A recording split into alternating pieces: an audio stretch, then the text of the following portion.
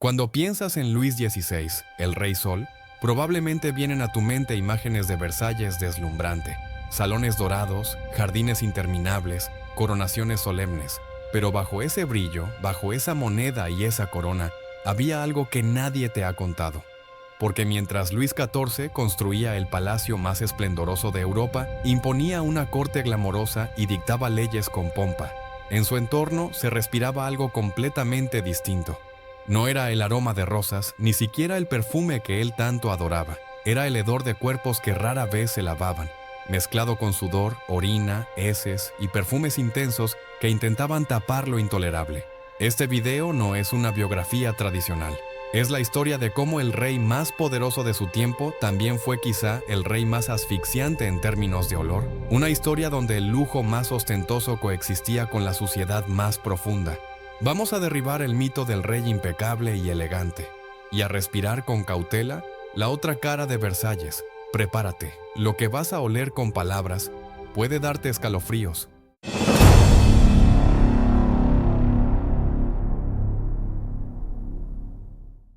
Luis XIV es una de las figuras más icónicas del absolutismo europeo. Reinó más de 72 años, centralizó el poder en Francia y convirtió a Versalles en el epicentro político y cultural del continente.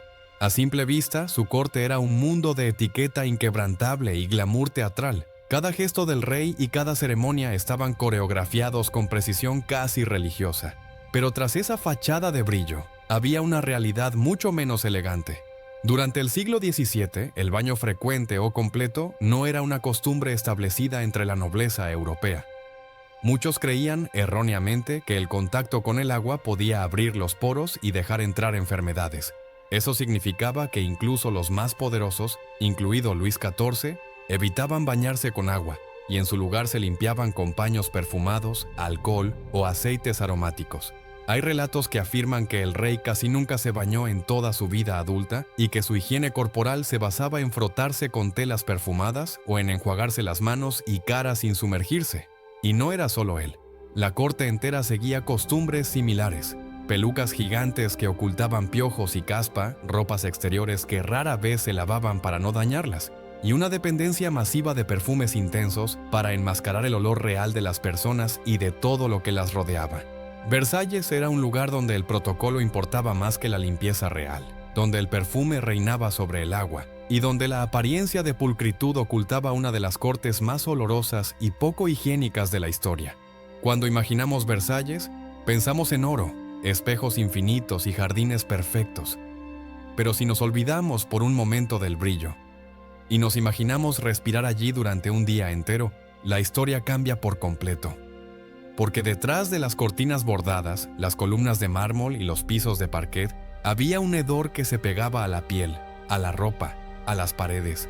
El palacio no tenía sistema de alcantarillado, baños privados en cada habitación, ni duchas como las entendemos hoy. Las habitaciones olían a sudor acumulado, telas raramente lavadas, madera y tapices impregnados de mugre, orina de caballeros y doncellas que evitaban abandonar la sala durante largas ceremonias, restos de comida descompuesta entre servilletas y platos sin recoger.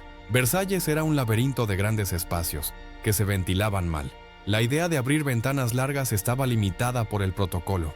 Demasiada ventilación podía arruinar peinados, encajes, velas encendidas o la música del salón. Así que, en muchos casos, el aire dentro de Versalles era un caldo de olores densos, mezclados y profundamente desagradables.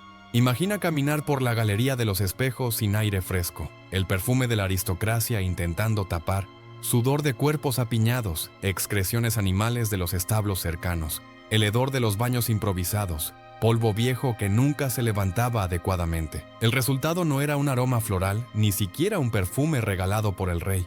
Era una capa compleja de olores que se pegaban a la ropa y a la piel. Y no solo eso, mientras más gente entraba, mientras más velas se encendían, mientras más banquetes se celebraban, el olor evolucionaba, de dulce por el incienso y perfumes a pesado por la falta de aire limpio y, finalmente, nauseabundo cuando se mezclaba con sudor, humedad y restos orgánicos. Versalles, el palacio que debía simbolizar perfección absoluta, era a la vez una fábrica de hedor que la nobleza intentaba esconder, sin lograrlo realmente. Luis XIV, el Rey Sol, era famoso por su opulencia, pero no por su higiene. Contrario a lo que uno podría suponer en un entorno de lujo extremo, el rey rara vez se bañaba como tal. Y no era únicamente un asunto de costumbre o comodidad, era también una creencia profundamente arraigada en la época. En el siglo XVII, en muchas cortes de Europa, se pensaba que el agua podía abrir los poros y permitir que las enfermedades entraran al cuerpo. Esta idea venía de una mezcla de teoría médica antigua, superstición y desconocimiento científico. Y Luis XVI, como muchos de sus contemporáneos, la adoptó completamente, de modo que no era extraño que pasara semanas o meses sin un baño completo, usara paños perfumados para frotar el cuerpo en lugar de agua, confiara en fragancias intensas como método de limpieza. Su perfume personal se convertía en una máscara constante, supuestamente para ocultar lo que el cuerpo acumulaba por falta de lavado. Pero el aroma no limpiaba. Simplemente disfrazaba un problema mayor. La moda de la época, especialmente en la corte de Luis XIV, incluía pelucas enormes y elaboradas. Eran símbolo de estatus, pero también un ecosistema perfecto para la suciedad. Imagínate, pelucas que raramente se desmontaban, polvo acumulado en cada pliegue, cuero cabelludo sin lavado de agua durante semanas, insectos minúsculos como piojos y ácaros viviendo entre el cabello sintético. Todo eso no solo causaba picazón, acumulaba un olor propio que se mezclaba con el perfume oficial del rey. Las prendas de gala que Luis XIV y sus cortesanos llevaban eran pesadas, costosas y difíciles de lavar. Entonces lo que se hacía era evitar lavarlas para no dañarlas, y en su lugar se recurría a cepillados superficiales, exposición nocturna al aire, cuando se podía, uso de perfumes y polvos aromáticos para disimular el mal olor. Esto significaba que las telas absorbían sudor, grasa corporal, partículas de comida, polvo y todos los olores que acompañaban a una corte completa de personas sin duchas frecuentes. Así, la figura de Luis XIV en su máximo esplendor era también la figura de un hombre que vivía rodeado de su propio olor corporal bajo una capa espesa de perfume. No era solo un problema personal, era el reflejo de una corte que pensaba que el olor era algo que se cubría, no algo que se prevenía. Y eso convirtió la vida diaria en Versalles en algo que para los estándares modernos era literalmente insoportable al olfato. Si pensabas que los banquetes de Luis XIV eran solo grandes mesas y platos exquisitos, piensa de nuevo. Los banquetes en Versalles eran espectáculos diseñados para impresionar. Cientos de invitados, decenas de platos, músicos, cortesanos alineados por rango y una amalgama de olores que ningún perfume podía domar. Los banquetes reales mezclaban el aroma intenso de especias importadas, salsas pesadas con mantequillas y caldos reducidos, carne asada y pescados cocidos con manteca, vinos servidos en jarras de plata y decenas de velas encendidas para iluminar el salón. Pero debajo de esa fachada se escondía un hedor más profundo. Durante los banquetes, más de 100 personas podían estar reunidas en un mismo salón, muchas sin haberse lavado con agua en semanas, algunas con ropas impregnadas de sudor, grasa, polvo y perfume viejo. La mezcla de sudor recalentado bajo capas de brocados, fragancias que se mezclaban de forma caótica, comida rica que se volvían pesada y grasosa en el calor, aire que no se renovaba, generaba un ambiente que empujaba al límite incluso al perfume más caro. No era solo suposición. Visitantes extranjeros del siglo XVII describían salones de banquetes donde el perfume se volvía nauseabundo, donde las mesas parecían atrapar olores en cada pliegue de tela y donde el aire se sentía espeso. Los banquetes no solo olían mientras estaban en marcha. Después, los restos de comida, trozos de carne, salsas secas, migajas pegadas a manteles sin lavar, se convertían en microcentros de descomposición. Telas y servilletas que apenas se sacudían antes de volver a usarse, platos que pasaban días en rincones sin limpieza adecuada, capas y capas de olores que se impregnaban en todo. Así que, aunque los anfitriones se regocijaban en la extravagancia culinaria, el aire decía otra cosa. Aquí se mezcla el exceso con la suciedad y el perfume con la podredumbre. En la corte de Luis XVI no faltaba etiqueta para todo, excepto para lo más básico, la higiene personal. Aunque había reglas estrictas sobre cómo saludar, dónde sentarse o cómo vestir, no existía un protocolo eficaz para la limpieza del cuerpo. El baño como concepto moderno, agua corriente, duchas, limpieza total del cuerpo, no existía.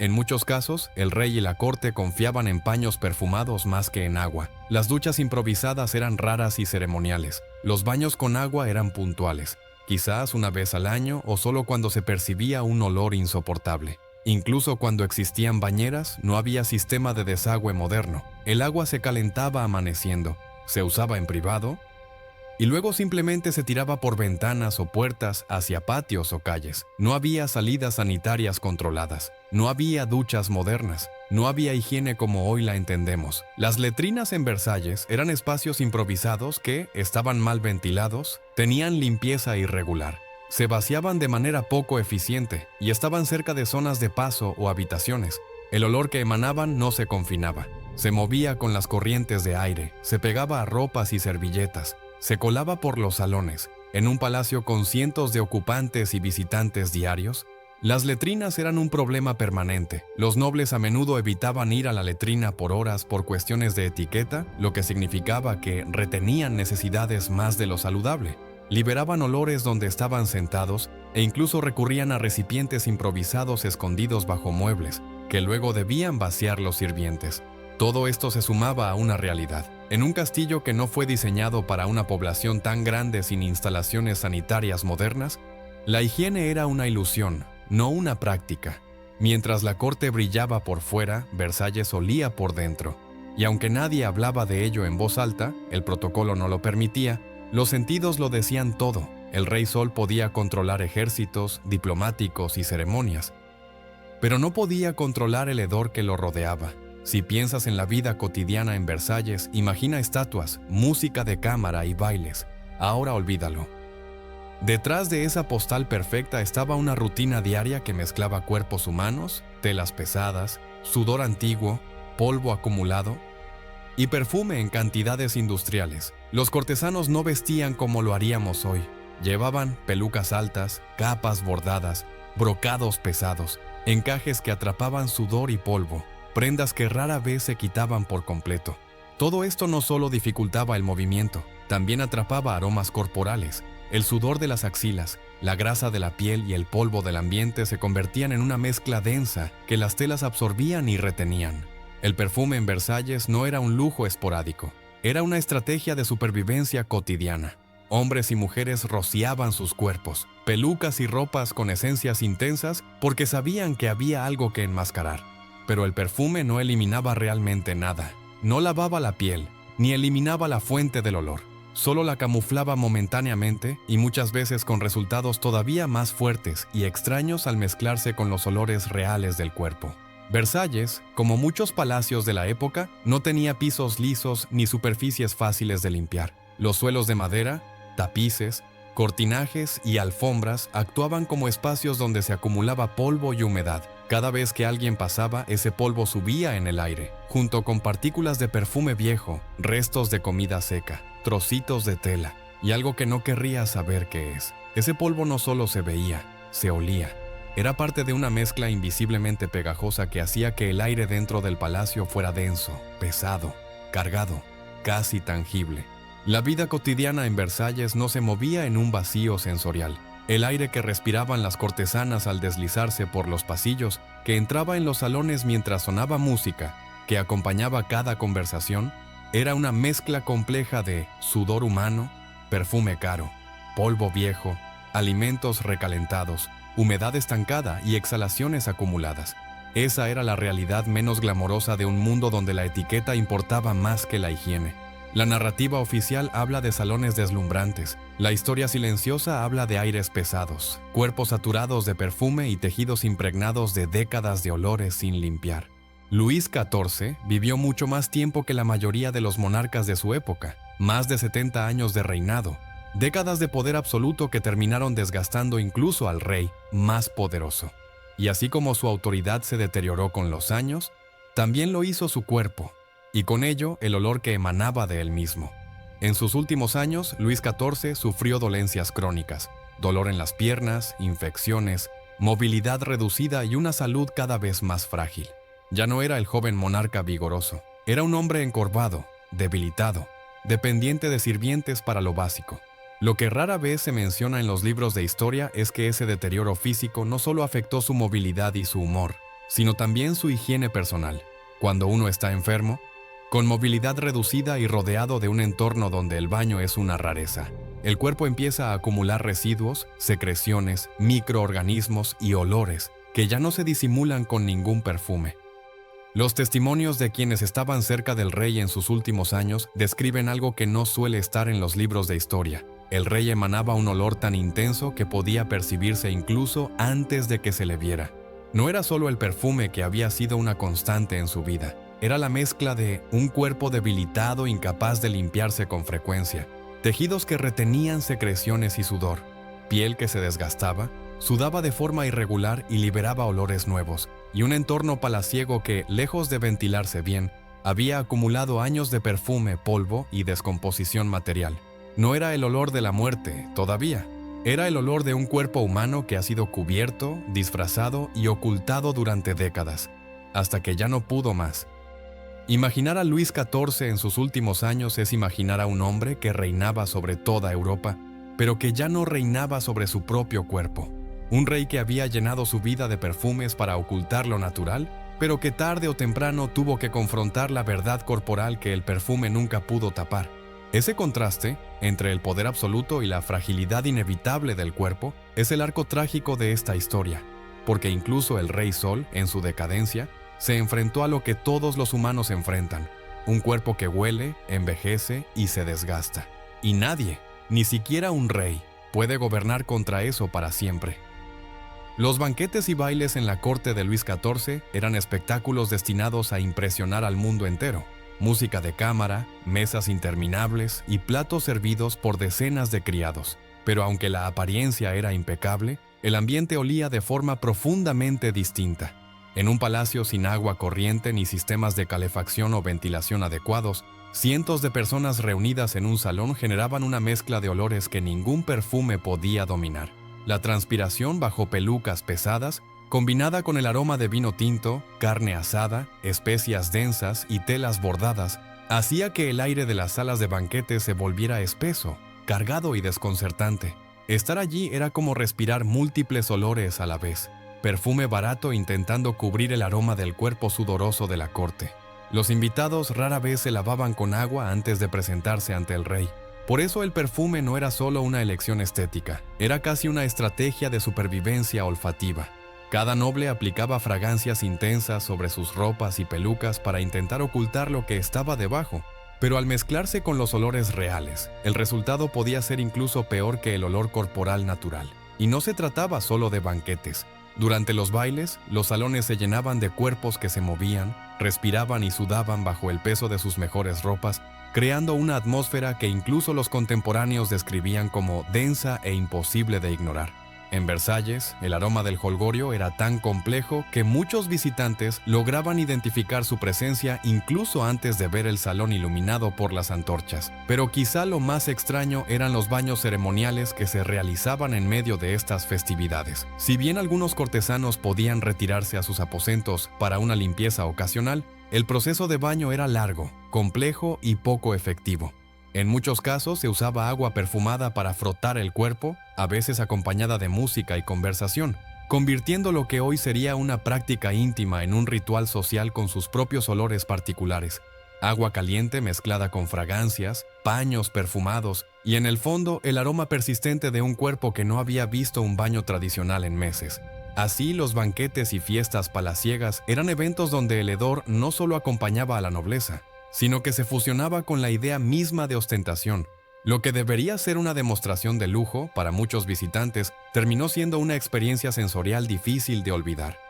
Con el tiempo se hizo evidente que las prácticas de higiene en Versalles presentaban un problema sistémico. No solo la falta de baños frecuentes, sino la ausencia de instalaciones diseñadas para una población enorme y fija de nobles, sirvientes y cortesanos generaba situaciones insalubres. El palacio, a pesar de su monumentalidad, no estuvo preparado para alojar a miles de personas en condiciones sanitarias modernas.